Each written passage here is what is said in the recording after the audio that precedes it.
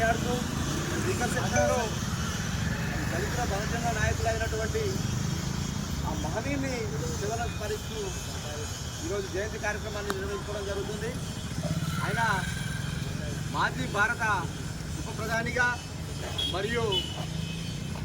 Labour minister కార్మిక శాఖకు సంబంధించిన శాఖలో మంత్రిత్వంగా కేంద్రంలో పనిచేయడం జరిగింది. అప్పుడు నగరగ్రామీణ వర్గాల కోసం మరియు నిరంతరం బడుగు బలహీన వర్గాల కోసం నిబంధన జాతుల కోసం ఎప్పుడు కూడా స్ఫూర్తిగా పోరాటం చేస్తూ మరి ఎందుకు కింది స్థాయి వాళ్ళు రాజకీయంగా ఎదగొద్దు అనే ఒక భావనను ఆ రోజుల్లో ఉన్నప్పటికీ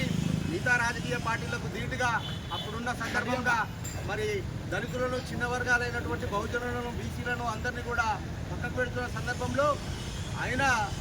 పూర్తితో నింపుకొని మేము రాజకీయాల్లో మరి మాకు సంబంధించిన సమస్యలలో మిగతా ఎవరైనా మరి మానవతా దృక్పథంతో సంబంధించిన మనుషులకు సంబంధించిన కార్యక్రమాలను మనం కొనసాగించాలని వారిపై జరుగుతున్న వివక్షతకు పోరాటాన్ని ఎదురుడి పోరాడి చేసిన మహనీయుడు మరి బాబు జగజీవన్ రామ్ గారు. ఆయన మరి ఏదైతే మీరు రావద్దు,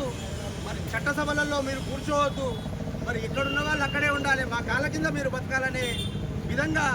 ఉన్నటువంటి పరిస్థితి వ్యవస్థను చీల్చి చెండాడి అప్పుడున్న రాజకీయ పరిస్థితుల్లో మరి కాంగ్రెస్ పార్టీ ఆఫ్ డెమోక్రసీ అనేది ఒక పార్టీని రాజకీయ పార్టీని ఏర్పాటు చేసి మరి రాజకీయంగా చైతన్యం తెచ్చి మరి దళిత బహుజనుల మరి మైనార్టీ వర్గాలలో ఉన్నతమైన స్థానాలకు చేరుకోవాలనే విధంగా ఆయన కృషి చేయడం జరిగింది. అంతేకాకుండా ఆ మహనీయుడు దేశం కోసం మరి అత్యున్నతమైన ఒక స్థానాన్ని మరి భారత మాజీ ఉప ప్రధాని